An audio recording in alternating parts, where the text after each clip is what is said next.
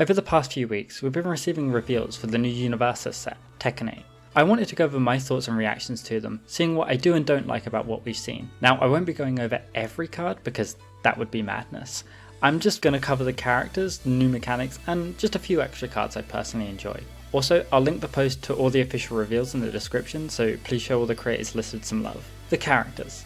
The way this section is going to work is I'll take a look at the characters and the cards included in their package based upon what was shown in their character reveal and divide them into 3 categories: love, alright, and pass. Love I'm classifying as characters that I'm either going to build and play or that I just think their abilities are cool, so I'll root for them in any competitive setting. Alrights are going to be characters I think are absolutely okay. Not groundbreaking innovations in design, but ones that I think are worthy inclusion. The "is Pepsi okay instead" characters. And as for pass, I don't want to declare any of these cards as bad, because I genuinely think there's very few characters in this game that I consider so. Instead, I'll just mark them down as characters I don't see myself playing or enjoying personally.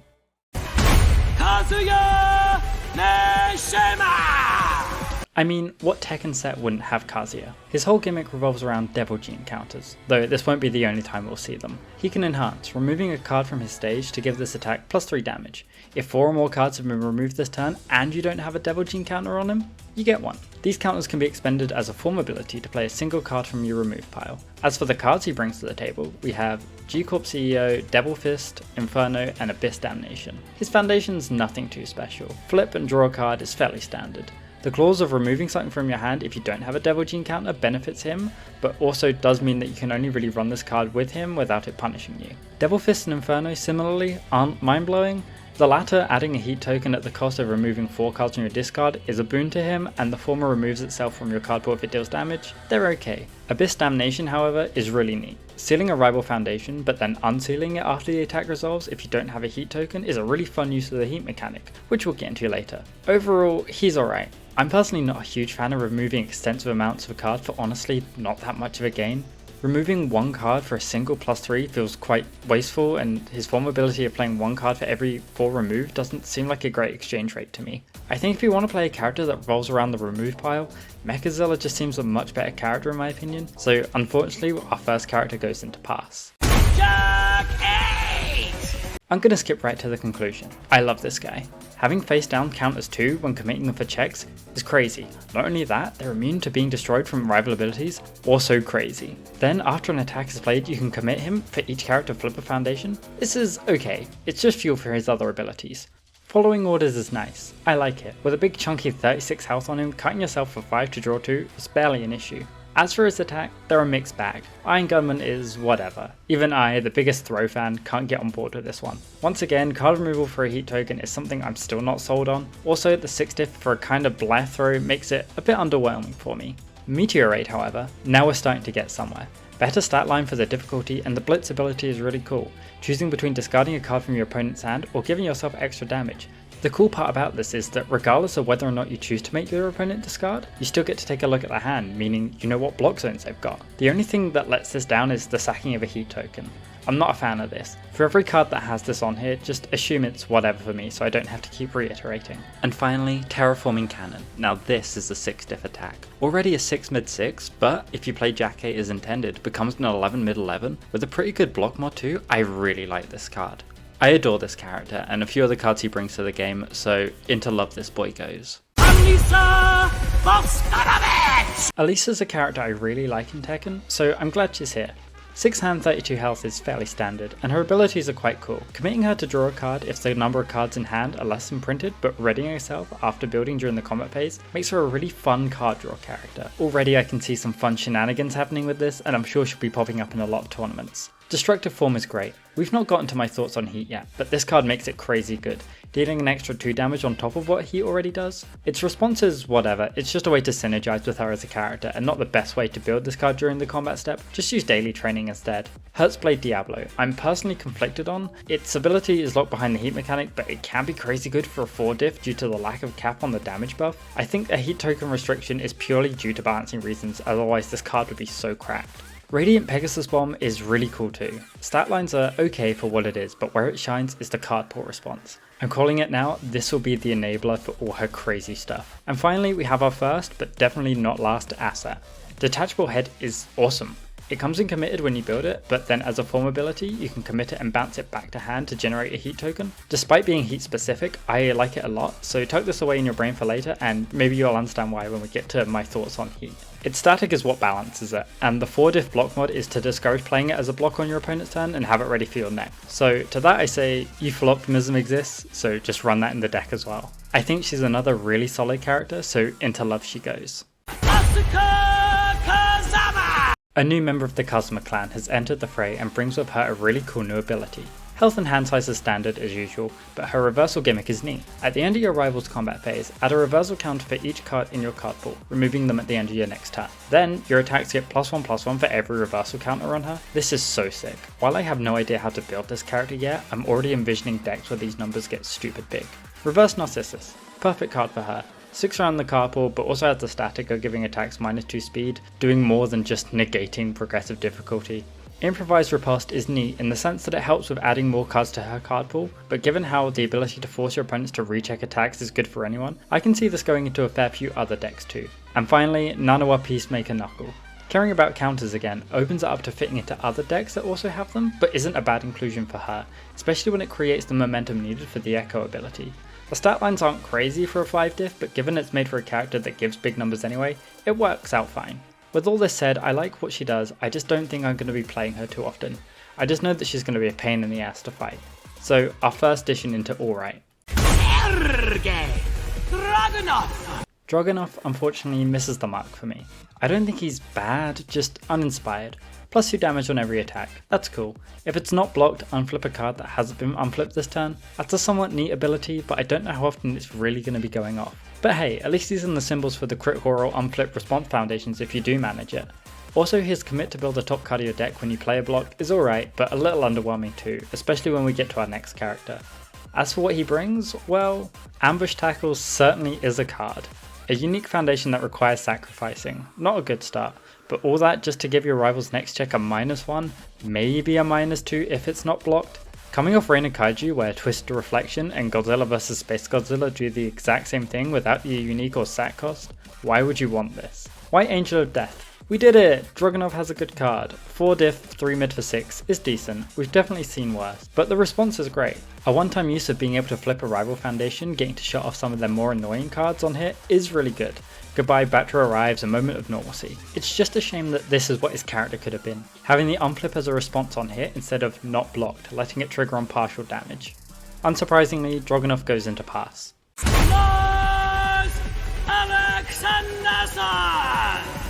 I hope you're buckled in, because it's time for some whiplash. Lars is peak.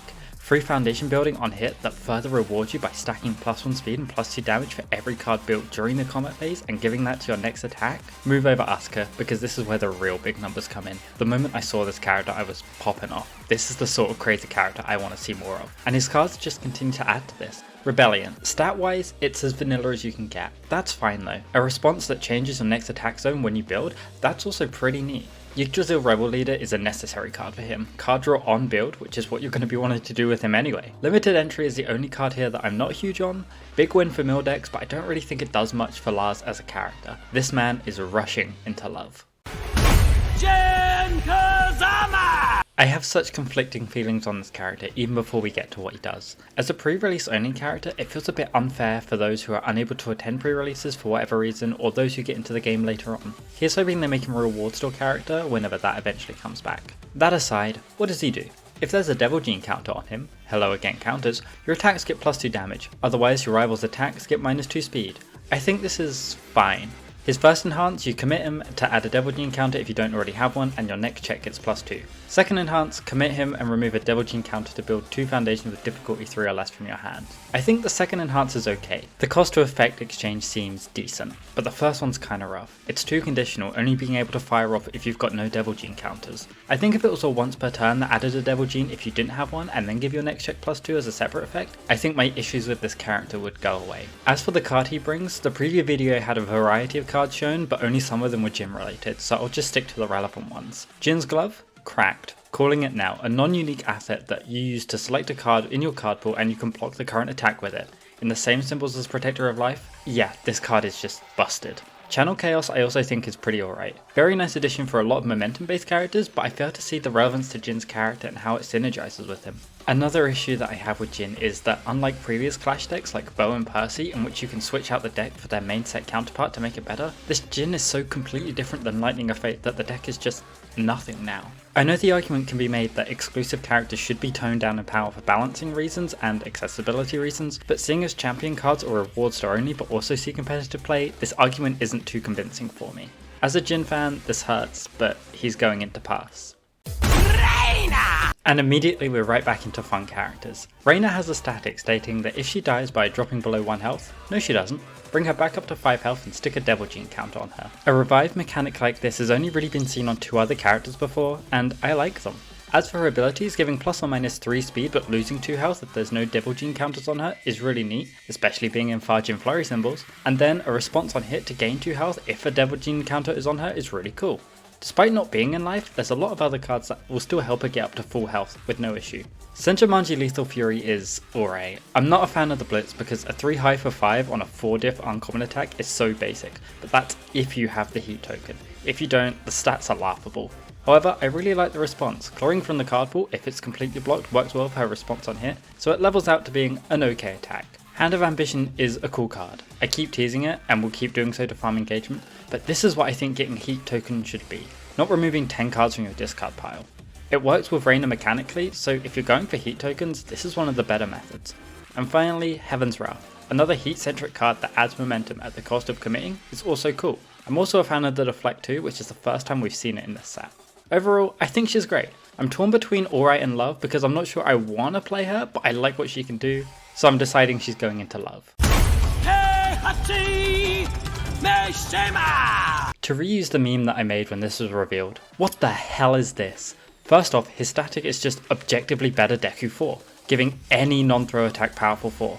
Then, First Form allows you to top deck into momentum, immediately giving your first attack fuel to this powerful 4. Then, once per turn, if an attack, because this works on your opponent's turn too, was 10 damage or greater upon resolution, you also get to top deck into momentum. This man hits like a truck, and even a 5 hand size will not stop him due to his symbols having a fair amount of draw. Warrior's Instinct is also nice. An easy way to get heat, and if you've gotten a heat token 3 or more times this game, your checks get +1 until the end of turn. I like it. Tempest Demon Godfist is cool. Builds itself face down if you spent 2 or more momentum this combat phase. Personally, it would have been cooler if it was a card pool response that happens after you spend your second momentum, but hey, this is still great. Catching a meteor is so stupid and I love it. Add meteor counter equal to the amount of momentum spent when you spend it, then as a form, sack it and mill cards until you mill an attack and play it without checking, but only playable if you've got 7 or more meteor counters on the card. The fact this isn't unique is so funny to me. You can build up a row of 4 of these and then chain 4 attacks without checking a single one of them. I think we're going to see some real funny shenanigans with this. Another great character that's going straight into love. What Tekken set wouldn't be complete without Yoshimitsu? I love his first form. Discarding a card to search your deck to find an asset with the same difficulty of the discarded card is neat. As mentioned in my least played characters video, I love deck searching abilities. Given how many great assets have been added in the set, this ability in my opinion has gone from good to great. Then for his response. Once per turn after you play an ability on an asset, Yoshimitsu gains that ability this turn. I love this so much. One of my pet cards is Massive Mute Machine, and him being able to duplicate it is really funny. He's a little limited by the fact that he also needs to pay to cost the ability, so for example, if the cost is to remove the asset, Yoshimitsu can't do that as characters can't be removed from the stage, but commit costs are fair game. As for his cards, we have Weight of the Accursed.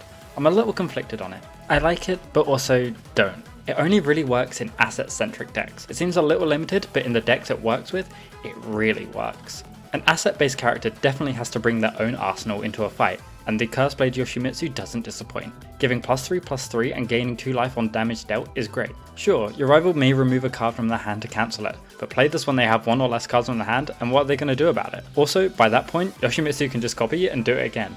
Great card. As for his ultra rare attack, Trail Okia Pilgrimage is alright. Getting +X speed or damage where X is the highest difficulty among assets is neat, especially at a 4 diff. Also, the Breaker 2 is a nice addition as well. Being a character with a fun gimmick and bringing some awesome stuff alongside him, also going straight into love. This will be one of the few times I'll actually swear in one of these scripted videos, but I am just so fucking happy with this character. It is incredible. My 2 favourite playstyles in Universus are Life Gain and Throws, and here they are combined into one character. Each throw you play ignores progressive difficulty if it's preceded by a throw of a different name. Banger ability, love it. Then when you play a throw attack, gain 2 health. If you're at full, it gets plus 2 speed. We've done it, we've made the best character in Universus, pack it up, we don't need the rest of the video. King will obviously be tossing some throw attacks into the game, and they do not disappoint. Giant Swing, 4 low for 5 that gets plus 2 damage if you have more health than your rival. While he's tied for having the second lowest health of the set, the life gain makes sure his health stays static. Ultimo Jaguar is also pretty cool. The sacrificing of a heat token is a bit of a strange requirement though, given that King's all throws playstyle doesn't really need heat, but I guess heat will work against Omni blocks. Jaguar Sprint is also pretty neat, but again is relying on heat, but being able to fetch a throw from discard when you make a heat token is crazy strong. Look forward to seeing Potemkin Busters in every King deck from now on. There's no other place for this character to go except his own tier. Victor Chevalier! Another asset character enters the set. The +1 to checks to play assets as a static is really nice. Really strong ability, especially with so many low cost assets in his symbols. As for his response, it's alright. Twice per turn, when you commit a weapon asset, your rival also commits a foundation. It's no Yoshimitsu, but it's a fun ability. He also brings 2 assets with him, the Karambit giving plus or minus 2 damage which readies if you have a heat token on your stage at the start of your end step. I like it. It's not crazy busted or whatever, but given that it's not unique, the more you build up of them, the more payoff you get for its static. Also coming with him is Takamikazuchi. Commit for plus 2 speed or damage. Basic ability, but a response on when it's committed is where I think this card is going to be crazy. Yes, I'm bringing up Master Mutant Machine again, but having this ready itself when you use this sword, it's so silly and I love it. And finally, his attack, Coup de Chevalier, a 4 mid for 5 that has a fun response. Committing an asset during this attack lets you choose an ability that hasn't been chosen already. Negating progressive, card draw, and a rival foundation freezing is nut. As much as I don't like 2 checks due to being cursed with checking them at the worst time in every deck I run them in, I get that it needed it to be balanced. I would personally prefer it to be a 6 diff as opposed to a 2 check, but I'm not a game designer. Unfortunately, he's been cursed with being, in my opinion, a bit of a weaker asset character in a set that's already got a crazy good one. Given that Yoshimitsu shares one symbol with Victor and therefore can run all of his cards, and that Victor doesn't really do anything to stand out on his own, I feel like he can't be higher than alright. Nina Williams! Another of my favourite Tekken characters, and lucky for me, she's great. This is, to the best of my knowledge at least, the only time there's been a damage kindred type of character caring about attacks with printed damage 3 or less. As a form, she can play an attack with printed damage 3 or less from her discard pile, and when it leaves the card pool, it gets removed instead. Then, as a response, when a printed damage 3 attack deals damage, she can just clear it from the card pool. Card pool clearing shenanigans are so silly, and I'm glad we have a character whose entire kit is based around it. Speaking of kit, what's she packing? Dual handguns. When you play a printed damage 3 or less attack, give it an extra damage, 2 if you have a heat token on stage. For a 1 diff asset, this is great. Sure, it only fits a specific niche playstyle, but it's really good at what it does. Kiss Shot Penetrator, a 4 mid for 3 with flash that can't be blocked by foundations if you have a heat token, is nice. Nothing more to say. While the cards she brings herself are cool, there's so many other cards that work with her and honestly bring some more weak common attacks into the range of playability with her. This is a solid character and going straight into love. Eddie Gordo! Eddie, I know nothing about you, but you have a cool character design. His playstyle is about sending out a lot of attacks and getting big numbers based upon how many attacks are in your card pool. He also comes with the added bonus of drawing a card if it's completely blocked, which is nice. As a form, he can be committed to make 1 card in your card pool ignore progressive difficulty, which I also like a lot too. He brings Mandinga as a foundation, giving plus or minus a speed for each card in your card pool. While good in him, I think other characters that really like filling up their card pool will love this card. Django is an attack that I don't think I like. Stats are basic and the blitz does clog your opponent's card pool while also giving you more gas for Eddie's ability as well as giving a heat token, but I just think it's a bit underwhelming for a 5 diff, especially with some of the other cards we've already seen. Especially because also at a 5 diff we have Enchanté d'Axe, with a better stat line giving speed bonuses based on attacks in your card pool and can ready a foundation on hit. I think if you're gonna pick a 5 diff attack, just play this one instead. Overall, his playstyle isn't for me, so he's being relegated to alright. And our final character of the set, Hwoarang. Lot of abilities on this one. Commit to clear a kit card from your card pool, a Tenacious Mill 2 to give 2 speed, and a once per turn Tenacious to ready Hwoarang, but only if you've cycled this game. While I think his playstyle is very apparent and simple, he does excel at what he does. Brash Challenger is a foundation that I have an issue with, but we'll get to that when we get to the heat section.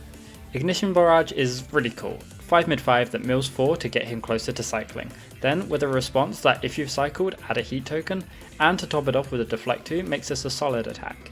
And to top it off, Sky Burial. I don't like it. 5 diff, 4 high 4 that makes you discard and draw and doesn't count towards progressive if you have a heat token. I think it's really underwhelming for an ultra rare attack, and I can't see much of a use for it, even in his kit.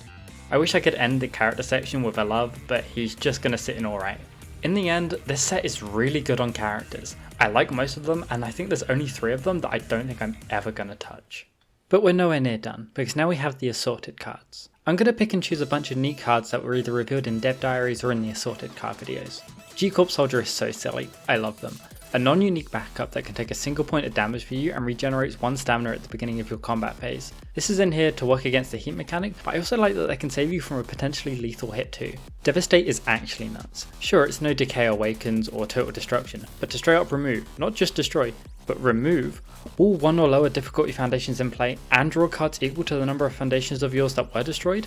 That's amazing. Death by Degrees, a Nina card that was revealed early on, and it allows you to sack a foundation or asset on hit to destroy 1 card in your rival stage. That's incredible. The lack of card type specification means you can destroy backups alongside assets and foundations too. You can also choose to not sacrifice something and then make your rival destroy 1 foundation of their choosing, but where's the fun in that? Burning Fist is incredible. Yes, it's a 7 diff 0 mid for 5, but speed is meaningless when they can't block it. Its damage can't be greater than printed, so it can be lowered if you're on the receiving end of it. It's a funny card. Blizzard Rush seems like a really fun kill piece in King, and it gives a reason to run heat, so I'm gonna stand corrected on my previous point about it not being good in him. Tekken Ball, what a funny card. I love this asset so much. A new staple card has been found. I know this doesn't synergize well in every deck, but I don't care. However, if you do want practical applications of it, run it in Martial Law or Jack A or any number of characters that care about committing or check manipulation. This is more than just a silly gimmick card. New mechanics. Tekken 8 is bringing 2 new mechanics with this set, Arenas and Heat. We'll get to Heat soon enough, but we've not really seen anything that mentions Arenas, so let's go over that first. Arenas. So, to give a brief explanation of how they work. If you play or check an arena, it goes to the bottom of the arena deck. The arena deck is a deck that exists outside of the stage in a game zone shared by both players. The top card of the deck is flipped face up and is considered the active arena. An arena tracks the amount of damage a player has done in a turn. If the number of damage is equal to or greater than the number stated on the text of the arena, an effect triggers. This can be anything from adding a card from the bottom of your deck to your hand, to your rival losing 3 health, or building the top card of your deck face down. Then, once the ability is triggered, it goes into its owner's discard pile. Except there is one that doesn't, but there's exceptions to every rule. I think arenas are okay as a mechanic. There are some that are better than others, and I'm not sure how many of them I'm going to be running in my decks. King's going to be the character I'm going to main in this set, and with his all throws playstyle, he's always going to be doing damage no matter what, but I'm not sure which of the 2 that he can run will aid in his playstyle. Arenas are a mechanic I do hope continue to be a thing. Maybe not every set, but at least once or twice a year, or at least relegated to fighting game IPs. And I hope that they do continue to innovate on them. But hey, I still think they'll be fun to try out in pre-release. And now, seeing as there's nothing else to cover, we're going to move on to Heat. I don't think I've been so conflicted on a mechanic before. On a functional level, it's great. When your attack deals no damage, Heat makes your rival lose their health. It can't make them drop below 1 and thus can't kill them. That's cool, I like that a lot. Secondly, it disappearing at the start of your end step, stopping you from getting it early game and riding with it all the way through, feels nicely balanced. It solves my sole issue with power tokens, which was that power tokens can just be stacked and abused constantly. I think what gets me with Heat is the seemingly arbitrary balancing of what creates them. Each character has their own respective common foundation that, as a form, you flip and remove 10 cards from your discard pile to generate a Heat token. Now, in a 60 card format game, losing a 1/6 of your deck for a one-off token that fizzles at the end of turn seems like a huge loss for nothing, and with there being 14 cards that do the exact same thing, just with different names, it feels almost like set padding. But then we compare these common cards with these 3, Hand of Ambition, Detachable Head, and Devil's Fist. All 3 generate Heat tokens but with varying costs. Hand of Ambition is an action which you use as a form and remove after resolution to add a Heat token. You also do lose 3 health if you don't have a Devil Gene counter on your character. So this is stating that removing 1 card and losing 3 health is the equivalent of losing 10 cards. Then we have Detachable Heads, an asset which you commit and then add to hand in order to get a Heat token. Sure, it gets built committed, but that is, as stated earlier, literally a non-issue. This card is telling us that just committing an asset and bouncing it back to hand to be reused is also worth removing 10 cards? Oh, but sure, these are uncommon cards. The higher rarity gives more value, and so surely the cost would be cheaper as a result. Makes sense to me. Devil Fist is a common attack that generates a Heat token if you remove 4 cards from your discard pile. Now our numbers are all over the place. And this is my core issue with Heat. The cards that generate it have seemingly arbitrary cost to create it, but with a confirmed 78 cards in the set referencing the heat mechanic, I feel like there should be more consistency in generating it. I'm a fan of girl math, but the numbers really aren't adding up here. I really like the mechanic, especially because it gets past Mothra and all the pain in the ass stuff that she has going for her. I just wish it was more like tension in the way that it was generated. Final thoughts. I'm hella hyped for this set. It's adding a whole range of banger characters, most of which I love. I like a lot of the new attacks and assets they're adding. Regardless of where I place, most likely bottom 3, I know pre-release for this set is going to be real fun. But let me know what you think. Do you agree with my views on stuff, or am I completely wrong and don't know what I'm talking about? Let me know down in the comments. I still don't know how to end videos. Bye.